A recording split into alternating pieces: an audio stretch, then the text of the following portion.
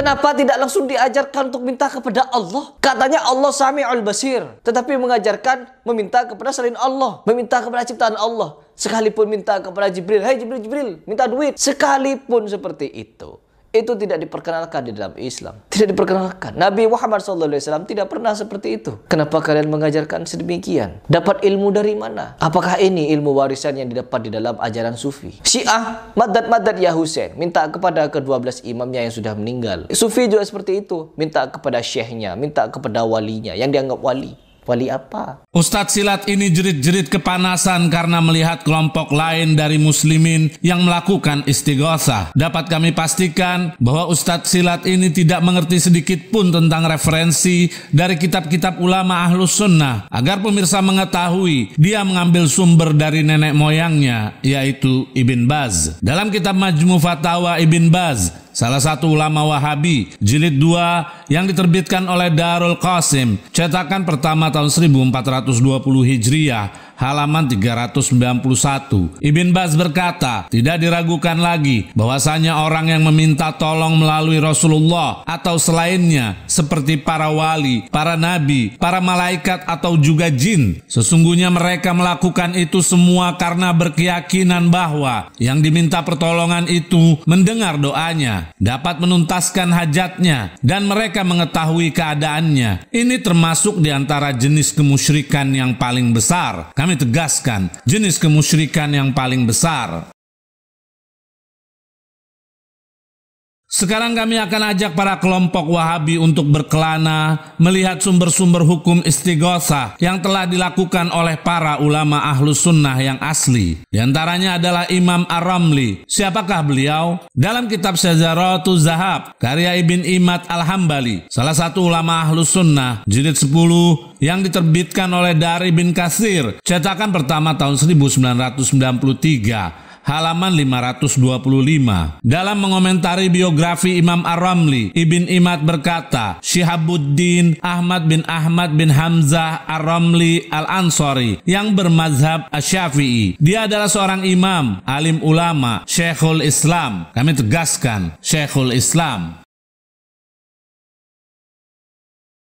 Kita sudah mengetahui siapakah sosok Ar-Ramli. Yang jelas, beliau jauh lebih alim dibandingkan Ibn Baz, apalagi dengan Ustadz Silat ini. Sekarang mari kita simak apa yang beliau nyatakan tentang istighosah. Dalam kitab Fatawa Ar-Ramli, salah satu ulama Ahlus Sunnah yang diterbitkan oleh Darul Kutub Al-Ilmiyah, halaman 740. Imam Ar-Ramli ditanya tentang hal yang dialami orang awam dari perkataan mereka ketika ditimpa musibah, wahai syekh atau wahai Rasulullah dan semisalnya, dari permintaan tolong kepada para nabi, rasul, aulia, ulama dan orang-orang soleh. Apakah hal itu diperbolehkan atau tidak? Apakah para nabi, rasul, aulia, orang-orang soleh dan ulama dapat menolong setelah mereka wafat? Serta pendapat apa yang lebih dipakai dalam hal tersebut? Imam Ar-Ramli menjawab, sesungguhnya meminta pertolongan kepada para nabi, rasul, aulia, ulama, dan orang-orang soleh adalah diperbolehkan. Kami tegaskan, diperbolehkan. Dan bagi para rasul, nabi, aulia, dan orang-orang soleh dapat menolong setelah mereka wafat. Karena mukjizat para nabi dan kekeramatan para wali tidaklah terputus dengan kematian mereka.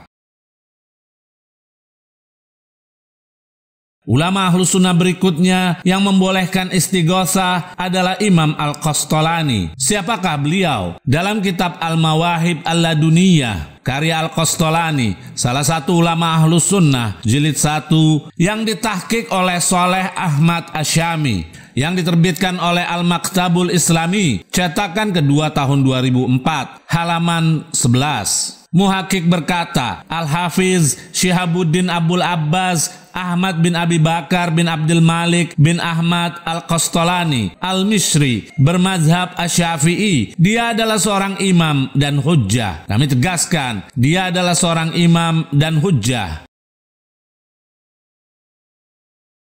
Kita sudah mengetahui siapakah sosok Al-Qastolani. Yang jelas, beliau jauh lebih alim dibandingkan dengan para ustadz yang diikuti oleh Ustadz Silat ini. Sekarang mari kita simak apa yang beliau nyatakan tentang istighosah. Dalam kitab yang sama, pada jilid 4, halaman 595. Al-Qastolani berkata, dahulu aku ditimpa suatu penyakit yang para tabib tidak sanggup menyembuhkannya. Aku pun merasakan penyakit tersebut bertahun-tahun. Maka aku meminta pertolongan kepada Rasulullah Shallallahu Alaihi Wasallam. Kami tegaskan, aku meminta pertolongan kepada Rasulullah pada malam ke-28 bulan Jumadil Ula tahun 893 Hijriah di Mekah. Setelah itu aku diberi kesembuhan tanpa adanya cobaan. Al-Qastolani bercerita, ketika aku tertidur, seseorang datang di dalam mimpiku. Dia membawa secari kertas yang bertuliskan, ini adalah obat untuk Ahmad bin Al-Qastolani dari sosok yang mulia. Sampai kalimat, lalu aku pun terbangun dari tidur. Dan demi Allah, aku tidak lagi merasakan penyakitku dan mendapatkan kesembuhan dengan keberkahan Nabi Sallallahu Alaihi Wasallam. Jika kita perhatikan pernyataan Al-Qastolani di atas tadi, dengan tegas beliau mengatakan, aku meminta pertolongan kepada Rasulullah. Sehingga dalam kacamata sempitnya kelompok Wahabi, bahwa Imam Al-Qastolani telah melakukan kesyirikan. Ulama Ahlus Sunnah berikutnya yang membolehkan istighosah adalah Ibnul Muqri. Siapakah beliau? Dalam kitab Syiaru A'lamin Nubala, karya Az-Zahabi, salah satu ulama Ahlus Sunnah, jilid 16 yang diterbitkan oleh Muassasah Ar-Risalah, cetakan ke-11 tahun 1996, halaman 398. Az-Zahabi berkata, Ibnul Muqri, dia adalah seorang syekh, penghafal hadis, pengembara, dan orang yang jujur. Kita sudah mengetahui siapakah sosok Ibnul Muqri, yang mana keilmuannya antara langit dan bumi jika dibandingkan dengan para ustadz Wahabi. Sekarang mari kita simak apa yang beliau nyatakan tentang istighosah. Pada halaman 400 sampai 401, Az-Zahabi berkata, telah diriwayatkan dari Abu Bakar bin Abi Ali yang berkata, sesungguhnya Ibnul Muqri berkata, ketika aku bersama Tobroni dan Abu Syekh berada di Madinah, kami mengalami kesulitan dan keadaan tersebut terus berlanjut. Aku mendatangi kubur Rasulullah dan berkata, wahai Rasulullah, kami lapar. Kami tegaskan, wahai Rasulullah, kami lapar. Lalu At-Tobroni berkata, duduklah, bisa saja datang rezeki atau kematian. Maka aku dan Abu Syekh pergi. Setelah itu seorang Alawi, yaitu keturunan Nabi, mendatangi rumah dan kami pun membukakan pintu untuknya. Saat itu dia bersama dua orang remaja membawa dua keranjang yang berisi banyak makanan. Alawi tersebut berkata, apakah kalian mengeluhkanku kepada Rasulullah? Sungguh aku melihat beliau Shallallahu Alaihi Wasallam di dalam mimpi dan memerintahkanku untuk membawakan sesuatu kepada kalian.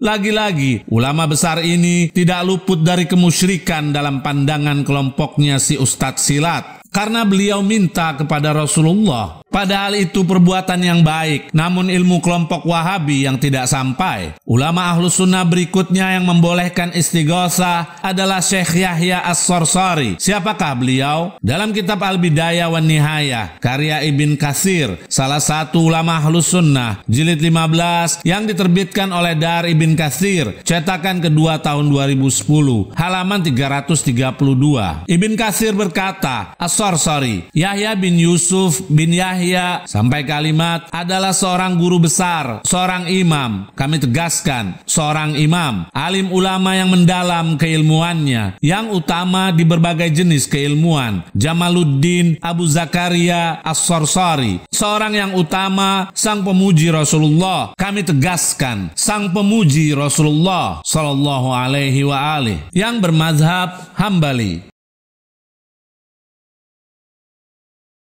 Kita sudah mengetahui siapakah sosok Syekh Yahya As-Sarsari, bermazhab Hambali, yang katanya kelompok Wahabi juga bermazhab Hambali. Sekarang mari kita simak apa yang dinyatakan oleh Ibn Taimiyah selaku imam terbesar bagi kelompok Wahabi tentang istighosah yang dilakukan oleh Syekh Yahya As-Sarsari. Dalam kitab Majmu' Fatawa, karangan Ibn Taimiyah, salah satu ulama rujukan Wahabi, jilid 1 yang diterbitkan oleh Kerajaan Arab Saudi tahun 2000 2004, halaman 70. Ibn Taimiyah berkata, karena itu kami mengingkari Syekh Yahya As-Sarsari tentang perkataannya di bait qasidahnya di dalam memuji Nabi dengan meminta pertolongan kepada beliau sallallahu alaihi wa alihi. Kami tegaskan, meminta pertolongan kepada beliau sallallahu alaihi wa alihi. Seperti perkataannya, denganmu aku meminta pertolongan dan meminta bantuan, juga perkataan yang serupa lainnya.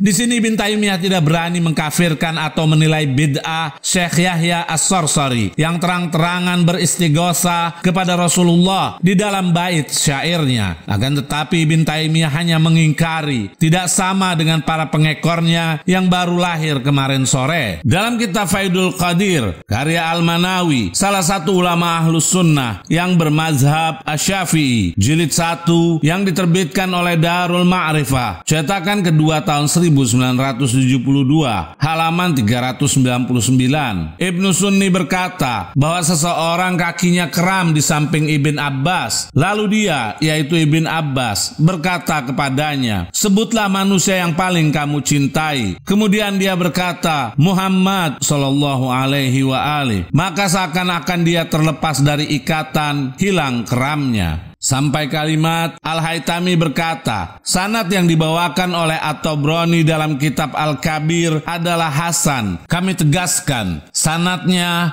Hasan. Dan dengannya batalah pernyataan orang yang meyakini bahwa riwayat ini dhaif, apalagi palsu. Bahkan aku mengatakan redaksi riwayat ini sahih, di mana Ibn Khuzaimah telah meriwayatkannya dalam kitab sahihnya dengan lafaz yang telah disebutkan dari Abu Rafi Al-Mazburi. Apakah Ustadz Silat berani menyatakan bahwa Ibn Abbas, seorang sahabat Nabi, telah mengajarkan seseorang untuk melakukan kemusyrikan? Karena seharusnya Ibn Abbas memerintahkan orang tersebut untuk mengucapkan Ya Allah. Namun di sini beliau mengajarkannya dengan menyebut Muhammad. Atau inilah dalil yang merupakan dibolehkannya untuk meminta tolong atau istighosah kepada Rasulullah sallallahu alaihi wa alihi. Dalam kitab Al-Wabilus Shayyib, karya Ibn Qayyim Al-Jauziyah, salah satu ulama rujukan Wahabi yang diterbitkan oleh Dar Alamil Fawaid, halaman 365 sampai 366.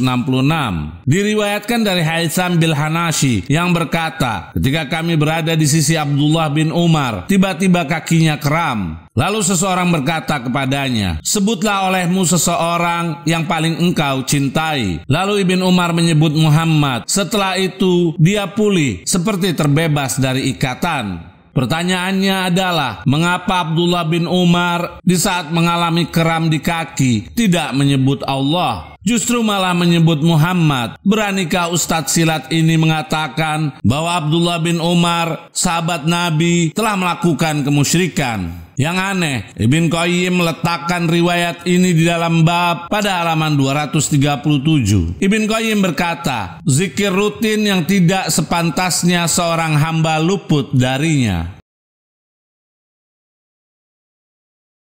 Dan yang lebih aneh lagi, Ibn Qayyim tidak menyanggah riwayat tersebut, sehingga menunjukkan bahwa dibolehkannya di saat kita terdesak dalam satu urusan memanggil nama Rasulullah agar Allah menuntaskan urusan tersebut. Dan masih banyak lagi para ulama Ahlus Sunnah yang membolehkan istighosah. Namun sebagai penutup, kami akan berikan hadiah kepada Ustadz Silat ini. Dalam kitab Silsilah Al-Ahadis Ad-Dhaifah, karya Al-Albani, salah satu ulama Wahabi, jilid 2 yang diterbitkan oleh Maktabah Al-Ma'arif, cetakan kelima tahun 1992, halaman 111. Al-Albani berkata, Al-Bazzar telah menukil riwayat dari Ibn Abbas. Redaksinya adalah, sesungguhnya Allah memiliki malaikat di bumi selain hafazah, yaitu malaikat pencatat amal perbuatan, yang menulis daun-daun yang jatuh dari pohonnya. Maka jika kalian ditimpa kesulitan di suatu padang, hendaklah mengatakan, tolonglah aku, wahai para hamba Allah. Berkata Al-Hafiz di dalam kitab Syarah Ibn Alan, sanad hadis ini bernilai hasan dan dan gharib. Demikian pula Al-Bazzar telah meriwayatkannya dan berkata, kami tidak mengetahui redaksi ini diriwayatkan dari Nabi, kecuali dari jalur periwayatan ini. Al-Albani melanjutkan, dan yang tampak bahwa hadis Ibn Abbas yang telah dinilai hasan oleh Al-Hafiz, Imam Ahmad juga menguatkannya, karena dia telah mempraktekannya. Kami tegaskan, Imam Ahmad bin Hambal telah mempraktekannya. Sebagaimana dituturkan oleh Abdullah, putra Ahmad bin Hambal, di dalam kitab Al-Masail. Aku mendengar ayahku berkata, sampai kalimat, aku pernah tersesat di jalan ketika hendak beribadah haji dengan berjalan kaki. Maka aku berkata, wahai hamba Allah, tunjukilah jalan untuk kami, dan terus mengucapkannya, sampai aku menempuh jalan yang benar, atau sebagaimana ayahku ucapkan. Al-Baihaqi telah meriwayatkannya di dalam kitab Asy-Syu'ab. Juga Ibn Asakir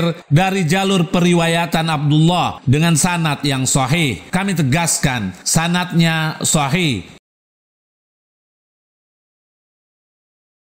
Ternyata Ahmad bin Hambal yang telah diakui oleh kelompok Wahabi sebagai imamnya, dalam pandangan mereka telah melakukan kemusyrikan karena meminta tolong kepada selain Allah. Kami sarankan kepada Ustadz Silat dan gerombolannya, jadilah kalian ikan laut yang bisa berkeliling dengan keluasan samudra. Jangan jadi ikan sumur yang hanya berputar-putar di tempat itu saja, sehingga pengetahuan yang kalian dapatkan tidak cukup hanya dari ulama yang kalian panuti.